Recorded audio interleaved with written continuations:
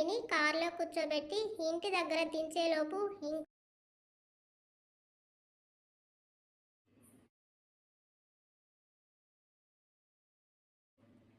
వైష్ణవిని కారులో కూర్చోబెట్టి ఇంటి దగ్గర దించేలోపు ఇంకో 2-3 గ్యారంటీ, అప్పటి వరకు ఆ వాటర్ దాచుకో అని నవ్వుతూ చెప్పి తిరిగి వచ్చి డ్రైవింగ్ సీట్లో కూర్చున్నాడు. దీన్నే సైకోయిజం అంటారు. You know wildness baby.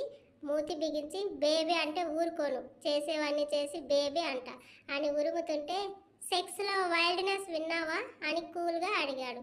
చెవులు గట్టిగా మూసుకొని, హే భగవాన్, రాముని ఇవ్వవయ్యా అంటే రావణాసురుడు మనవడిని ఇచ్చావు ఏంటయ్యా అని అరుస్తుంటే, నేను అంతకు మించి డార్లింగ్, ఎవరితో నన్ను కంపారిజన్ చేయకు, I don't like it, okay అన్నాడు యమ సీరియస్గా. ఈసారి ఆమె బుర్ర గిర్రున తిరిగింది. ఏంటి ఆ లుక్స్ మార్చు అన్నాడు గేర్ మారుస్తూ. అంటే నువ్వు ఇలాగే ఎప్పటికీ నన్ను ఏడిపిస్తూ నీ ఆధిపత్యం చూపిస్తూ ఉంటావు, నేను వాటికి అలవాటు పడాలి, నా కోసం మారవు, తగ్గవు, అంతేనా? బాధ ఉక్రోషం పొంగుతున్న కంఠంతో అడిగింది.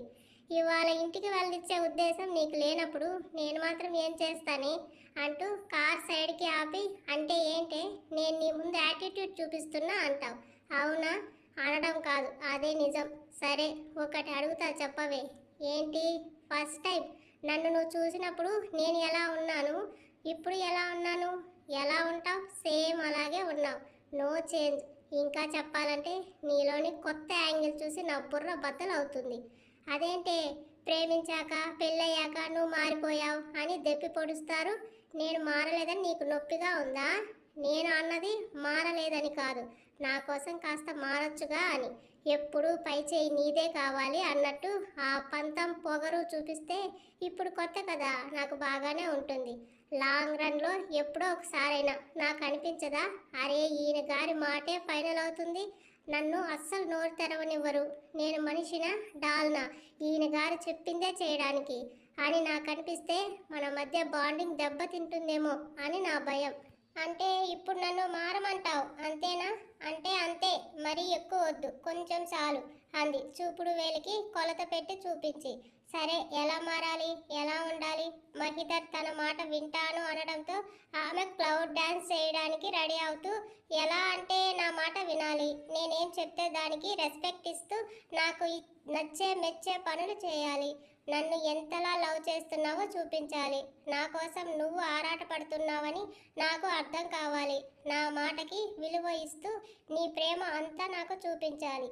అలాగే నన్ను కమాండ్ చేయడం కానీ, రొమాన్స్లో నీ బీస్ట్ సైడ్తో భయపెట్టడం కానీ చేయకూడదు. గుక్క తిప్పుకోకుండా చెప్పి రోపుతున్న తనకి వాటర్ అందిస్తూ, ఇంకా అన్నాడు పాకెట్లో సిగరెట్ తీస్తూ. అది చూసి, ఇదిగో ఇది మానేయాలి, ఐ హేట్ స్మోకింగ్, ఒకవేళ కావాలి అంటే నాకు కనబడకుండా నేను లేనప్పుడు కాల్చుకో అంది గుర్రుగా. అది నలిపి పడేసి, ఇంకా మహి చర్యకి అప్పటికే తెగ హ్యాపీ అయిపోయింది బేబీ. ఇంకా అంటూ మహిదర్ దగ్గరకు జరిగి నెక్ మీద కిస్ చేస్తూ, నువ్వు అన్నావే వైల్డ్నెస్ అని, అదంతా వద్దు, స్మూత్గా హ్యాండిల్ చేయాలి అని రిక్వెస్ట్లా చెప్తుంటే నవ్వు ఆ వెంటనే కోపం వచ్చినా అది కనపడనీయకుండా ఇంకా అన్నాడు, ఇప్పటికైతే ఇవే నా రూల్స్, ఇంకా ఏమైనా గుర్తు వస్తే హ్యాక్ చేస్తాలే అంది. సరే ఇప్పటి నుంచి మ్యారేజ్ అయ్యే వరకు నువ్వు చెప్పిన రూల్స్ అన్నీ ఫాలో అవుతాను, సరేనా అన్నాడు. నిజంగానా? మతాబుల్లా మెరుస్తున్న కళ్ళతో అడిగింది. చెప్పాను కదా మ్యారేజ్ అయ్యే వరకు అని. నేనులా ఉంటే నీకు ఎలాగూ నచ్చడం లేదు, నువ్వు చెప్పినట్టు ఉంటే అయినా నచ్చుతానేమో చూద్దామని ఇంటి ముందు కారు ఆపాడు. సగం అర్థమయ్యి సగం అర్థం కాక కన్ఫ్యూజన్గా చూస్తూ ఏదో చెప్పబోతుంటే, దిగు ఇల్లు వచ్చింది అన్నాడు. ఊరికే పంపించడం అతని నైజం కానే కాదు.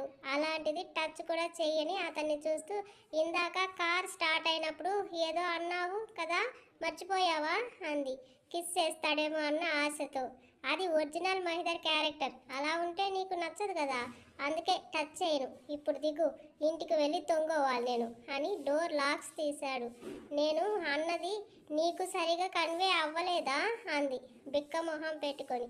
ఎందుకు అవ్వలేదు, బహుబాగా అయ్యింది కుమారి వైష్ణవి గారు, నేను ఇప్పుడు మారిపోయాను, now I am complete decent person, పెళ్ళయ్యాక తమరి అనుమతితో తాకుతాను తప్ప అప్పటి వరకు తమరి చిటికెన వేలు కూడా ముట్టుకోను, నేను మంచి యువకుణ్ణి అన్నాడు వెటకారం కలగలిపిన వాయిస్తో.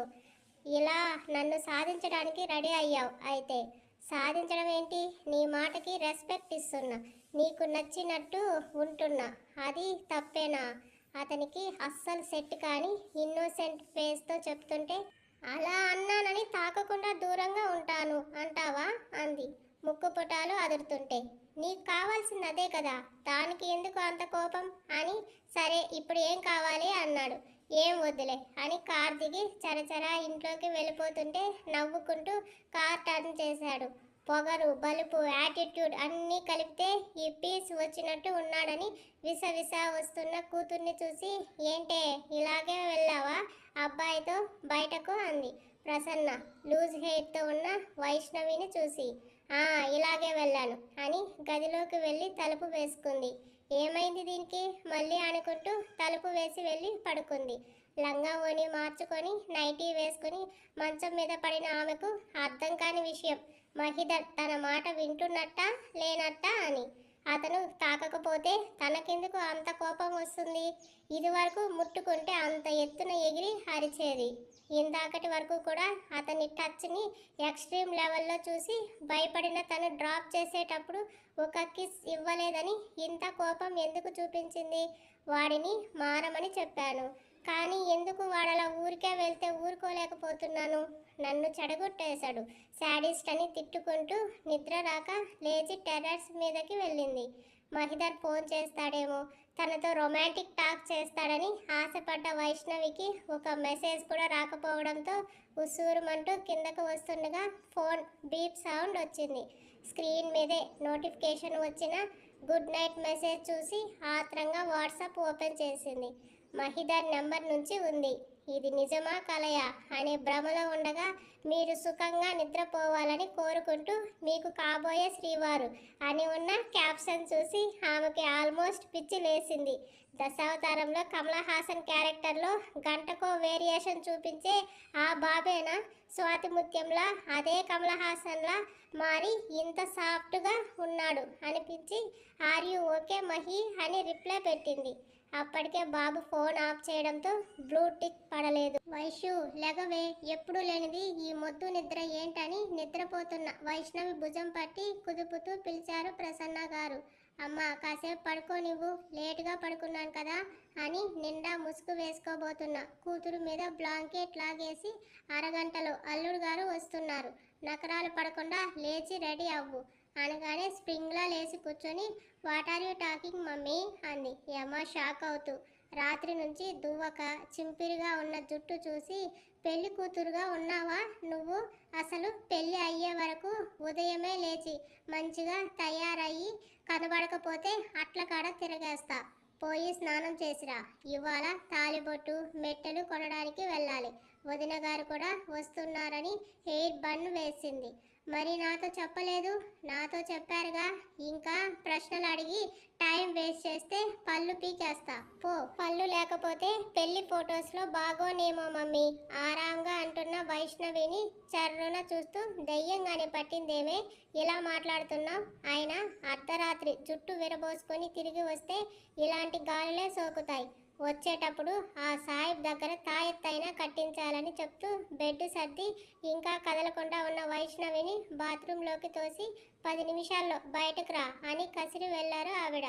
మహి నాతో చెప్పలేదు, ఒకవేళ ఉదయమే అనుకుని ఉంటారా అని భుజాలు కదిపి ఫ్రెష్ అయ్యి మెరూన్ కలర్ కలంకారీ కుర్తీ వేసుకొని జడ అల్లుకొని బయటకు వచ్చింది. సుబ్రహ్మణ్యం గారు పెళ్లి శుభలేఖలు బంధువులకు ఇవ్వడానికి రెడీ అవుతున్నారు. ఇంకో వారంలో పెళ్ళి. నిన్నటి వరకు నిశ్చితార్థం పనుల్లో బిజీగా ఉంటే ఇవాల్టి నుంచి పెళ్లి పనులు స్టార్ట్ చేశారు. అందరూ టిఫిన్ చేసి మహిధర్ వాళ్ళ కోసం చూస్తుండగానే ఇంటి ముందు కార్ ఆగింది. క్యాజువల్స్లో కాలేజ్ స్టూడెంట్ల మోడ్రన్ మన్మధుల్లా కార్ దిగి మిర్రర్లో హెయిర్ సెట్ చేసుకొని వాళ్ళ అమ్మగారి వెనుక వస్తున్న మహిధర్ని చూసి ఆమె మౌత్ ఓపెన్ చేసుకుంది. దేవుడా, ఇదేంటి ఈయన గారు ఇంత యంగుగా కనబడుతున్నాడు, అచ్చం కాలేజ్ స్టూడెంట్లా అనుకుంటూ తనని చూసుకుంది. పర్లేదులే బాగున్నాను అనుకుంటూ వాళ్ళ అత్తగారి కోసం కాఫీ పెట్టడానికి కిచెన్లోకి వెళ్ళింది. పలకరింపులు అయ్యాక సుబ్రహ్మణ్యం గారు వెళ్ళిపోతే కాఫీ తాగాక మహిత, వైష్ణవి, ప్రసన్న, జమున గారు కారులో జ్యువెలరీ షాప్కి స్టార్ట్ అయ్యారు. బ్యాక్ సైడ్ కూర్చున్న వియ్యంకులు ఇద్దరు తాలిబొట్టు ఎంతలోపు తీసుకోవాలి, వాళ్ళ పెళ్ళిళ్ళప్పుడు ఎవరి అత్తగారు ఎంతెంత పెట్టారన్నది మాట్లాడుకుంటూ ఫ్లాష్ బ్యాక్కి వెళ్తే బుద్ధిమంతుడికి మారుపేరులా చేరవలసిన గమ్యం కోసం దీక్ష పూనిన శోధకుడిగా శ్రద్ధగా రోడ్నే చూస్తూ డ్రైవ్ చేస్తున్న మహీని చూసి తన వైపు చూడలేదని కోపం వస్తుంటే గుడ్ మార్నింగ్ అంది. గుడ్ మార్నింగ్ అన్నాడు అంతే బుద్ధిగా. నైస్ డ్రెస్ అంది. తర్వాత అయినా తనని చూస్తాడేమోనని అనుకున్నట్లే నీ డ్రెస్ కూడా చాలా అని గ్యాప్ ఇచ్చి బాలేదు అన్నాడు ఉడికిస్తూ. గంటు పెట్టుకున్న మొహంతో తమరేలా కాలేజ్ గోయింగ్ స్టూడెంట్లా వస్తే నేను ఎలా నచ్చుతాలే అని ఉక్రోషం వెళ్ళగక్కి జ్యువెలరీ షాప్ ముందు ఆగిన కార్ నుంచి దిగి జమునా గారి వెనకే వెళ్ళింది. కార్ పార్కింగ్ చేయడానికి వెళ్ళాడు మహి. ఎంగేజ్మెంట్కి మహిధర్, వైష్ణవి కోసం డైమండ్ జ్యువెలరీ తీసుకున్న షాప్ అది. జమునా గారు కూడా రెగ్యులర్గా అక్కడే నగలు తీసుకుంటారు. ముందే ఫోన్ చేసి చెప్పడంతో వాళ్ళని చూస్తూనే రెడీగా పెట్టిన తాలిబొట్లు డిజైన్స్ చూపించారు. ఆడవాళ్ళు ముగ్గురికి కాస్త పక్కగా కూర్చున్న మహి ఫోన్ చూసుకుంటున్నాడు.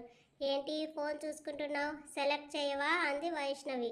నా సెలక్షన్తో పనే ఉంది, అయినా వాటి గురించి నాకు తెలియదు, నీకు ఏది నచ్చితే అది తీసుకో, అమ్మ వాళ్ళు ఉన్నారుగా అన్నాడు. అంటే నీకు అవసరం లేదా అంటున్న తనని ఎక్స్ప్రెషన్లెస్ ఫేస్తో చూస్తూ నీ ఇష్టాలకి గౌరవం ఇవ్వాలి అన్నావు కదా, ఇప్పుడు నీ ఇష్ట ప్రకారం సెలక్షన్ చేసుకోమంటున్నా, దట్స్ ఇట్ అన్నాడు. జమునా గారు వాళ్ళ ఇంటి ఆచారం ప్రకారం తాలిబొట్టును చూశారు. అది అందరికీ నచ్చడంతో దాన్నే ఫైనల్ చేశాక వైష్ణవి కోసం షార్ట్ నెక్ పీస్, దానికి జోడీగా లాంగ్ హారం ఉన్న పాపిట బిళ్ళ, లక్ష్మీ జుంకాలు, గాజులు మొత్తం సెట్ తీసుకున్నారు. వైష్ణవి వద్దంటూ ఉంటే మా ఇంటి కోడల కోసం నేను కొంటున్నాను, ఇందులో నీ పర్మిషన్ నాకు అవసరం లేదు అని ప్రేమగా కసిరి అది ప్యాక్ చేయించాక ప్రసన్న గారి కోసం ఆవిడకు తగ్గట్టుగా సింపుల్ హారం తీసుకున్నారు. అయ్యో వదిన గారు నాకెందుకండి, నాకొద్దు అని ఆవిడ భయంగా అంటున్నా, వదిన ఇది మన పిల్లల పెళ్ళి, వాళ్ళతో పాటు మనం కూడా ఎంజాయ్ చేయాలి, ఇలాంటి శుభ సందర్భాలు ప్రతిసారి చేసుకోలేం, అది గుర్తు పెట్టుకోవాలి అని ఆవిడ వద్దంటున్నా వాటికి మ్యాచింగ్ బ్యాంగిల్స్ కూడా తీసుకున్నారు. వాళ్ళ ప్రేమకి మురుస్తూనే కళ్ళ నీళ్ళు పెట్టుకున్నారు ప్రసన్న గారు. చూడు వదిన, ఆ దేవుడు మనకి బంధుత్వం రాసినప్పుడే మనది ఒక కుటుంబం, ఒకే ఇంటి వాళ్ళం, అలాంటి మన ఇంట్లో పెళ్లి జరుగుతున్నప్పుడు మీరు సింపుల్గా ఉంటే ఎలా, మనమంతా ఒక్కటే, మీరు మేము వేరు అనే భావం ఇక ఉండకూడదని చెప్తూ చందన కోసం కూడా చైన్ రింగ్ తీసుకున్నారు. వద్దని వైష్ణవి మొత్తుకుంటున్నా వినలేదు ఆవిడ. మహీని చూసింది, అస్సలు తనది కానట్టే ఉన్నాడు. అన్నిటినీ ప్యాక్ చేయించి బిల్ వేశాక సైన్ చేసి చెక్ ఇచ్చాడు. ఇంకా ఏం తీసుకోవాలి మామ్ అన్నాడు. వైష్ణవికి, తన్వికి మెట్టలు తీసుకోవాలి అంది. అవి మాత్రం తానే తీసుకుంటానని సిల్వర్ సెక్షన్ వైపు వెళ్ళిన మహిధర్ ఇప్పటి ట్రెండింగ్కి తగ్గట్టుగా సింపుల్గా ఎలిగెంట్గా ఉన్న మెట్టలు సెలెక్ట్ చేశాడు. తన్వికి తనకి పిక్ పెట్టాడు. నచ్చడంతో ఓకే అంది తను. మహి తీసుకున్నవి వైష్ణవికి కూడా చాలా బాగా నచ్చాయి. వైష్ణవి ఫింగర్స్కి ఎలా ఉంటాయి ఊహిస్తూ తనకొచ్చిన ఆలోచనకి కన్నింగ్ నవ్వుతూ ఒక విధమైన ఎక్స్ప్రెషన్ ఇచ్చాడు. అదేంటో అర్థం అవ్వని ఆమె ఎందుకలా నవ్వుతున్నావు అని అడిగింది. నేనా, ఎప్పుడు అన్నాడు. అంటే అది నవ్వు కాదు, వేరే ఇంకేదో అని ఏం చెప్పాలో అర్థం కాక ఎందుకు నిన్నటి నుంచి అలా దూరంగా ఉంటున్నావు అని అడిగింది. దూరంగా ఎక్కడ ఉన్నాను, నీ పక్కనేగా ఉన్నాను, ఇలాంటి పుచ్చిపోయిన జోక్స్ చెప్పకు అని సీరియస్ అయ్యి జమున గారి వెనకే వెళ్ళింది. ఆ తర్వాత షాపింగ్ మాల్కి వెళ్ళి హల్దీ ఫంక్షన్ కోసం అందరికీ ఎల్లో కలర్ అవుట్ఫిట్స్ షాప్ చేసి సాయంత్రానికి ఇంటికి రిటర్న్ అయ్యారు. ముందుగా నిర్ణయించిన ప్రకారమే అటు వైష్ణవి ఇంట్లో ఇటు మహిధర్ ఇంట్లో పసుపు దంచి తర్వాత రోజు నలుగు ఫంక్షన్ కూడా చేశారు. రెండు ఇళ్ళ వాళ్ళు వైష్ణవి ఇంట్లో వైష్ణవికి, ఉదయ్కి, మహిధర్ ఇంట్లో మహికి, తన్వికి విడివిడిగా హల్దీ ఫంక్షన్ గ్రాండ్గా జరిగింది. ఎవ్రీ మూమెంట్ చాలా మెమొరబుల్గా ఉండాలని జాగ్రత్తగా వీడియోస్లో ఫొటోస్లో బంధించమని ముందే మహిధర్ గట్టిగా ఆర్డర్ ఇవ్వడంతో రెండు ఇళ్ళ దగ్గర వీడియోగ్రాఫర్స్, ఫోటోగ్రాఫర్స్ వాళ్ళ పనిని వాళ్ళు తూచా తప్పకుండా పాటిస్తున్నారు. ఎరుపు తెలుపు రంగు కాంబినేషన్లో బంగారు దారంతో నేసిన కాంచీవరం పట్టు చీరలో ఒంటి నిండా 7 వారాల నగలతో పైన బంగారు మేలి ముసుగుతో దేవకన్యల వైష్ణవి నీలం ఎరుపు రంగు కంచు పట్టు చీరలో వైష్ణవికి ఏమాత్రం తీసిపోకుండా మహాలక్ష్మిల తన్వీలను పెళ్లి మండపం మీదకి తీసుకొచ్చారు. నిశ్చితార్థం కంటే పదింతలు గ్రాండ్గా వారి పెళ్లి మండపం ముస్తాబయ్యింది. మండపం అతిథులతో కలకల్లాడుతుంది. పెళ్లి మండపంలోకి నడిచి వస్తున్న నవవధువులను చూడటానికి అక్కడి వాళ్ళకి 2 కళ్ళు చాలడం లేదు. ఒకే వేదిక మీద 2 మండపాలలో కుడివైపు మహిధర్, ఎడమవైపు ఉదయ్ పెళ్లి కొడుకులుగా గణపతి పూజ చేస్తున్నారు. చేతిలో ఉన్న కొబ్బరి బొండం పంతులు గారికి ఇచ్చి మహిధర్ పక్కన కూర్చున్న వైష్ణవి పారాణి పాదాల మీద మహిధర్ చూపులు నిలిచిపోయాయి. 2 జంటలు శ్రద్ధగా గణపతి పూజ చేసి కంకణాలు కట్టుకున్నాక ఎదురెదురుగా కూర్చున్న వారి మధ్య వారధి పెట్టి జీలకర్ర బెల్లం పెట్టించి పంతులు గట్టి మేళం చెప్పగా అడ్డు తెర తొలగి ఒకరి కళ్ళలోకి ఒకరు చూసుకున్నారు. మహి కొత్త జీవితం గురించిన వేల కలలు మెరుపులుగా కనబడుతుంటే నీ కలలు కోరికలు ఇక నుంచి నా వంతు అగ్ని సాక్షిగా కళ్ళతోనే హామీ ఇచ్చాడు అతను. ఆ మాత్రం భరోసాకే ఆమె ముఖంలో వెన్నెల వెలుగు. పసుపు తాడుకి కట్టిన పసిడి నగ తలుకులీనుతూ ఈ పవిత్ర బంధంతో ఇరువురిగా ఉన్న మీరు ఒకటవ్వాలి, జీవితాంతం కలిసి కష్ట సుఖాల్లోనూ తోడుగా ఉండమని సూచిస్తుంది. వేద మంత్రాల సాక్షిగా ముక్కోటి దేవతలు కొలువైన మండపం, అతిథుల సాక్షిగా ప్రత్యక్ష దైవమైన అగ్నిదేవుని సాక్షిగా 3 ముళ్ళ బంధంతో ఒకటయ్యారు మహిధర్, వైష్ణవి, ఉదయ్, తన్విక. ఆశీర్వచనంగా అతిథులు కురిపించే అక్షింతల వానగా కురియగా అందరి మధ్యన వైష్ణవి నుదుటి మీద ముద్దు పెట్టాడు మహిధర్. అనిర్వచనీయమైన ఆ అనుభూతికి ఆమె కళ్ళు ఆనందంతో వర్షిస్తుంటే అతని అరచేతిలో ముద్దు పెట్టి చెంపలకు తాకింది.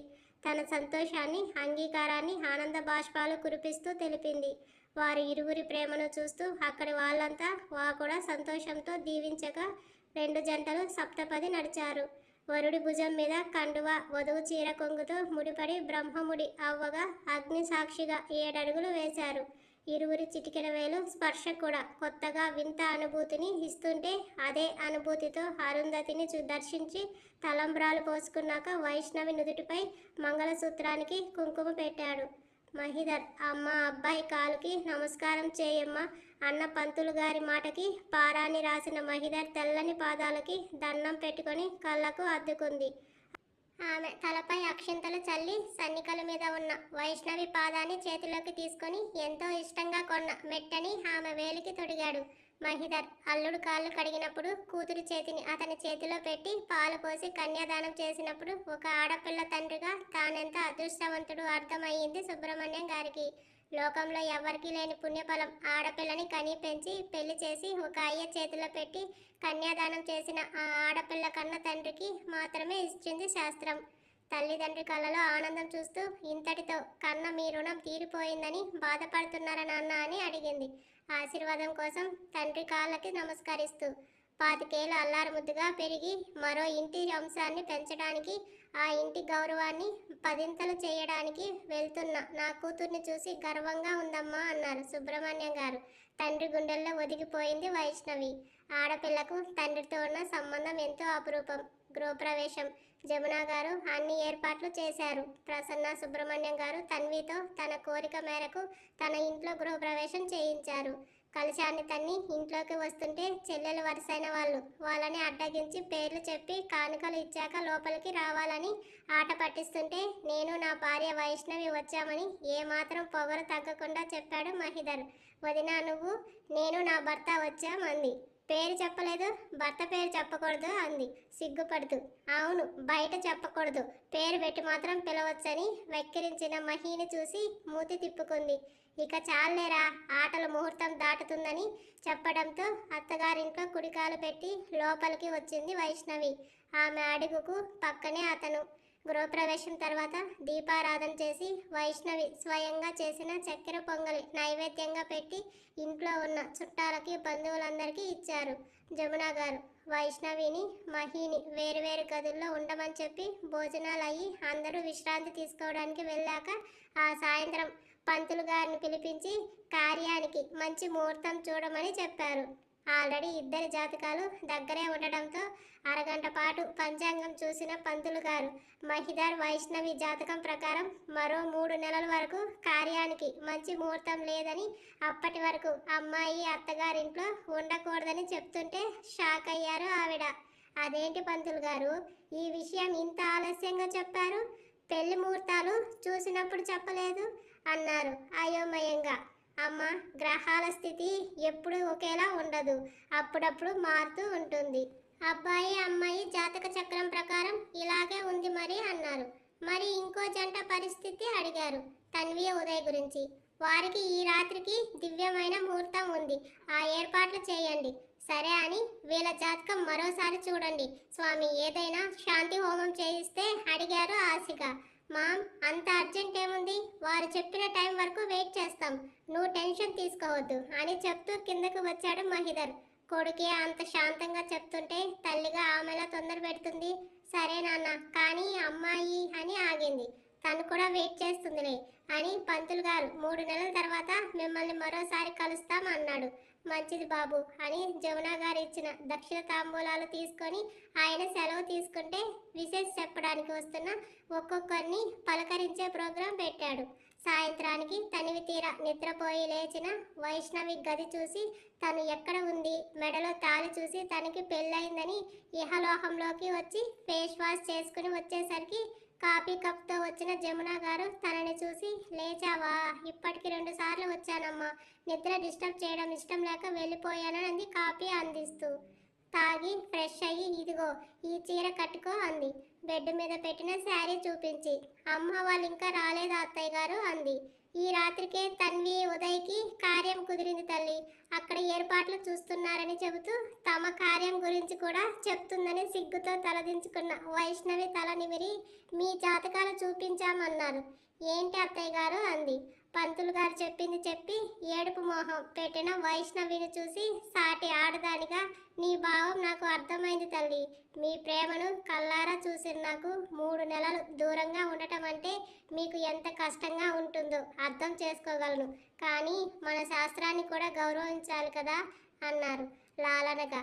పర్లేదు అత్తయ్య, ఈ టైంలో నేను మహి ఒకరినొకరం మరింత అర్థం చేసుకోవచ్చు అంది బాధని మనసులోనే దాచుకుంటూ. చిన్నగా నవ్వి పొద్దుపోక ముందే అమ్మ వాళ్ళ ఇంటికి బయలుదేరాలి, రెడీ అవ్వమని చెప్పి ఆవిడ బయటకు వెళ్ళాక మహిధర్ ఎలా ఉన్నాడో చూద్దామని గది బయటకు వచ్చిన వైష్ణవికి కింద హాల్లో వచ్చిన వాళ్ళతో ఉప్పర్ మీటింగ్ పెట్టి కాస్త కూడా పరక్ పడకుండా పక్కపక్క నవ్వుతూ కనిపించిన మహిని చూసి ఆమెకి బీపీ మీటర్ పేలింది. ఎక్కడో మండుతున్న వాసన వస్తుంటే పైకి చూసిన మహిధర్కి కళ్ళలో కోపాన్ని కురిపిస్తున్న సత్యభామలా కనిపించింది వైష్ణవి. ఒక లుక్ ఇచ్చి మళ్ళీ మాటల్లో పడిన మహిధర్ బిహేవియర్కి ఇంకా రోషం తన్నుకు రాగా, దూరంగా ఉంటే నువ్వే పరిగెత్తుకుని వస్తావులే శాడిస్ట్ హస్బెండ్ మనసులో కోపంగా అనుకొని ఫ్రెష్ అవ్వడానికి వెళ్ళింది. మహిధర్ మీద కోపమంతా తలలో అంటుకున్న బెల్లం పసుపు మీద చూపిస్తూ రుద్ది రుద్ది స్నానం ముగించుకుని గదిలోకి ఎవ్వరూ రారన్న ధీమాతో టవల్తో వచ్చిన వైష్ణవికి క్రాస్ లెగ్స్ వేసుకొని కనబడ్డాడు మహిధర్. అక్కడ అతన్ని ఊహించని ఆమె ఉలిక్కిపడి టవల్ని గట్టిగా పట్టుకొని సహజమైన బిడియంతో తిరిగి వాష్రూంలోకి పరిగెత్తడానికి 2 అడుగులు వేసేలోపే ఆమె నడుముని విసురుగా చుట్టుకున్నాయి మహిధర్ చేతులు. రెట్టించిన గుండె వేగం, నిశ్శబ్దంలో లయబద్ధంగా విడిచే ఆమె ఊపిరి శబ్దం కూడా రాగయుక్తంగా వినిపిస్తుంది. పసుపు పచ్చని మేని మీద నిలిచిన నీటి బొట్లు నీరెండపడి తలుక్కున మెరుస్తుంటే రవివర్మ గీసిన చిత్రాలు కూడా ఆమె అందం ముందు దిగదుడిపే అనిపించింది అతనికి. పన్నీర్లో ముంచి తీసి గంధంతో చేసిన బొమ్మల మెత్తగా పువ్వు కంటే సుకుమారంగా తగులుతున్న ఆమె శరీరం అతని ప్రకంపనలకు గురి చేస్తూ మదిలో అలజడి రేపింది. మహి వదులు అంది దూరం జరపడానికి ప్రయత్నిస్తూ. ఆమె కోపం బాధ దూరంగా ఉండాలని అయితే అతనికి ఏ మాత్రం పట్టనట్టు ఉండటమే. వదలడానిక పెళ్లి చేసుకుంది నా పెళ్ళామా? వైష్ణవిని గోడకు ఆంచి మెడ గుంపుల్లో మొహం నిలిపి మత్తుగా ఒంటి సువాసనను మనసారా శ్వాసిస్తూ అన్నాడు. చల్లని దేహానికి అతని వెచ్చని ఊపిరి తమకాన్ని రేపుతుంటే, నువ్వు దూరంగా ఉండాలని కదా పంతులు గారితో అత్తయ్య గారికి అలా చెప్పించావు అనగానే విన్నావా అయితే అన్నాడు నవ్వును పెదవి లోపలే దాచేస్తూ. వదులు. నువ్వు ఎందుకు అంత కష్టపడటం? నాకే చెప్పి ఉంటే నేనే వెళ్ళిపోయేదాన్ని కదా. ఇదంతా ఎందుకు అంటున్న వైష్ణవి కళ్ళు నీళ్లతో నిండితే ఆమె గుండె అదురుతుంది. సో సాడ్ కదా. ఇలాంటి టైంలో నార్మల్గా అబ్బాయిలు హర్ట్ అవుతారు, బట్ మన విషయంలో రివర్స్ అయ్యింది. ఏం చేద్దాం? నీకు నేను నచ్చానో లేదో అని డౌట్తో ఈరోజే ఫస్ట్ నైట్ అరేంజ్ చేసి నిన్ను ఇబ్బంది పెట్టడం ఇష్టం లేక నీకు టైం ఇవ్వడానికే నేను అలా అబద్ధం చెప్పాల్సి వచ్చింది భార్యమణి. నీకోసం నీ మనసు అర్థం చేసుకొని ఎంత బాగా నడుచుకుంటున్నాను కదా.